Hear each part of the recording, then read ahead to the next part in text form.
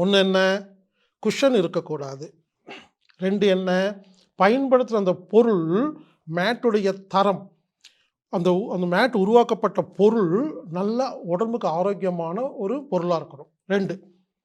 3வது அந்த யோகா மேட்டுடைய அளவுங்க. பாருங்க, இதுதான் யோகா மேட். பொதுவாக எல்லாருமே பயன்படுத்துறதுங்க. இதோட அவ்வளோ எவ்வளவுங்க இருக்கும்? 5 அடிக்கு 2 அடி. சரிங்க, 6 அடிக்கு 2 அடிங்க. ஏங்க 6 அடிக்கு 2 அடியில் யோகா, இந்த மேட்டை வச்சு யோகா பண்ண முடியாதுங்க. சவாசனம் பண்ண முடியாதுங்க. சவாசனம் பண்ணால் கை வெளியே போயிடும். முதல்ல புரிஞ்சுக்கங்க.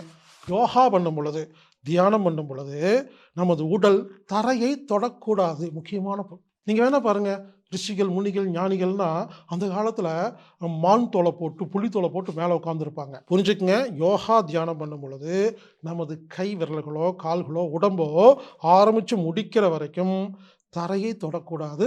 ஒரு விரிப்பில் தான் இருக்கணும். அந்த விரிப்பு குஷன் இருக்கக்கூடாது. அந்த விரிப்பு உடலுக்கு ஆரோக்கியம் கொடுக்கக்கூடிய மெட்டீரியலாக இருக்கணும். அந்த விரிப்பு கொஞ்சம் பெருசாக இருக்கணும். நமது கை கால்கள் எப்போவுமே தரையை தொடாத அளவுக்கு அளவு இருக்கணும். அப்போ எந்த அளவுங்க இருக்கணும் சொல்லுங்கள்? இதில் நீங்கள் பண்ணி தூங்க முடியுமா? யோகா பண்ணும்போது நீங்கள் செக் பண்ணுங்க. இந்த மேட்டில் நீங்கள் யோகா பண்ணி பாருங்களேன்.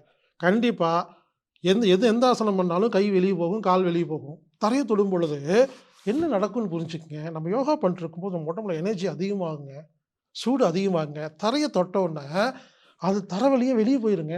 இந்த வர்மா மாஸ்டர், இந்த அக்குபஞ்சர் சிகிச்சையாளர்கள்லாம் பாருங்கள், சிகிச்சை கொடுத்து முடிச்சுட்டு என்ன பண்ணுவாங்க, கையை உதறுவாங்க.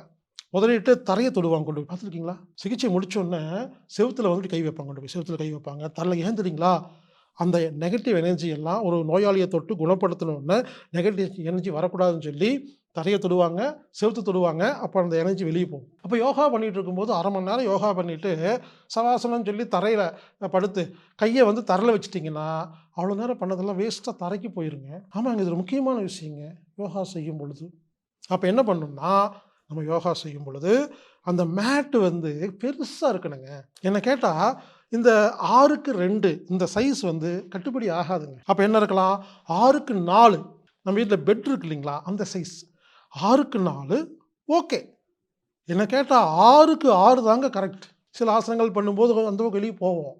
ஆமாங்க, சில நேரங்களில் 6க்கு 4 பத்தாதுங்க. சிம்பிளாக சொல்லப்போனால் படுத்துட்டு 2 காலை விரித்து 2 கையை விரித்து சவாசனம் பண்ணுறீங்கல்ல, அப்போது எவ்வளோ அளவு இருக்குதோ அதுதான் யோகா செய்வதற்கான மேட்டுக்கான அளவு.